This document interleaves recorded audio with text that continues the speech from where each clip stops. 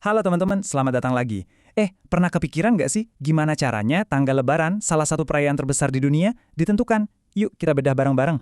Coba bayangin ya, ada hari raya super besar, tapi tanggalnya itu nggak pernah sama tiap tahun.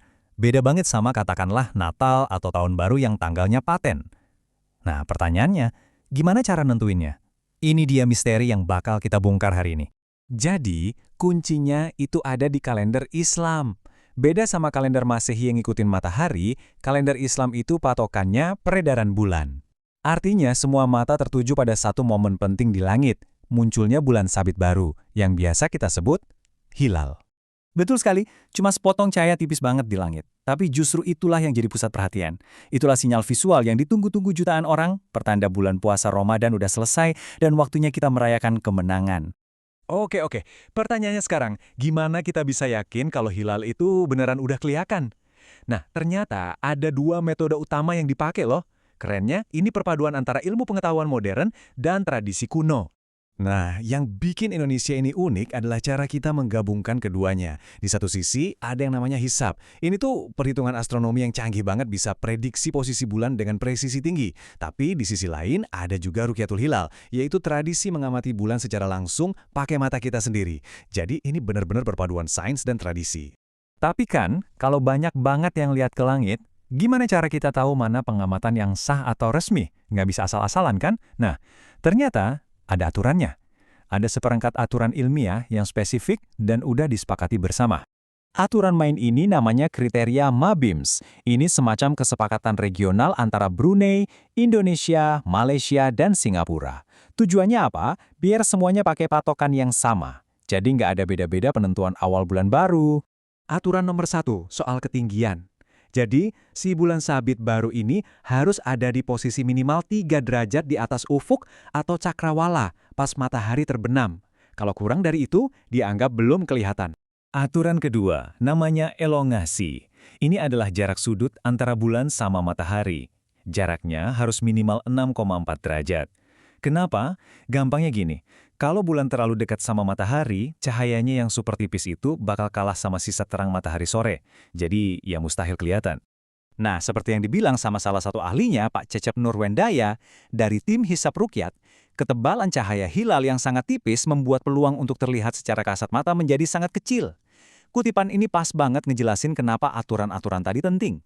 Kriteria ini ada buat memastikan yang kita lihat itu benaran hilal, bukan sekedar ilusi optik atau planet lain.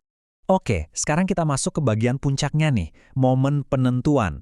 Mari kita lompat ke tanggal 19 Maret 2026. Ini adalah hari di mana semua data, semua perhitungan, semua pengamatan dikumpulin buat jadi satu keputusan final.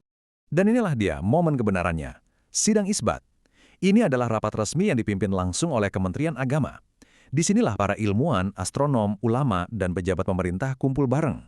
Mereka bakal meninjau semua data, baik dari hitungan hisab maupun laporan pengamatan ru'yat dari lapangan, untuk mengambil satu keputusan kolektif. Dan jangan salah, ini bukan pengamatan iseng-iseng ya. Di hari itu, pemantauan hilal dilakukan serentak di 117 titik di seluruh penjuru Indonesia, dari Sabang sampai Merauke. Ini upaya nasional yang skalanya luar biasa besar. Jadi, prosesnya itu jelas dan terstruktur banget ya. Pertama, pengamatan serentak di seluruh negeri. Kedua, semua data yang masuk dipresentasikan. Ketiga, para ahli dan ulama bermusyawarah dalam sidang isbat. Dan yang terakhir, keempat, hasilnya diumumkan ke seluruh masyarakat Indonesia. Oke, sekarang kita lihat datanya langsung ya. Apa sih hasil dari pengamatan tanggal 19 Maret itu? Apa putusan akhirnya untuk tahun 2026? Nah, jawabannya ada di tabel ini. Coba kita lihat bareng-bareng. Untuk kriteria ketinggian, di beberapa lokasi emang udah masuk syarat minimal 3 derajat. Tapi, lihat kriteria kedua, elongasi. Di seluruh Indonesia, angkanya masih di bawah standar minimal 6,4 derajat. Karena kedua syarat ini harus terpenuhi, nggak bisa salah satu doang, maka kesimpulannya jelas, kriteria belum terpenuhi. Terus gimana dong kalau hilal nggak kelihatan sesuai kriteria? Nah, ada prosedur yang namanya istikmal. Gampangnya, ini artinya bulan Ramadan digenapkan atau disempurnakan jadi 30 hari. Jadi tinggal ditambahin 1 hari aja puasanya. Dan dari situlah muncul pengumuman resmi dari pemerintah. 1 Syawal 1447 Hijriah atau Lebaran tahun 2026 ditetapkan jatuh pada hari Sabtu 21 Maret. Akhirnya, misteri terpecahkan. Ini semua nunjukin gimana sains dan tradisi bisa jalan beriringan dengan harmonis ya. Tapi ini juga memunculkan satu pertanyaan menarik buat kita renungkan. Seiring makin canggihnya ilmu astronomi dan perhitungan kita, apakah suatu hari nanti kita bakal sepenuhnya bergantung sama data dan angka? Atau tradisi melihat bulan dengan mata kita sendiri, momen kebersamaan menanti hilal itu akan selalu punya tempat spesial?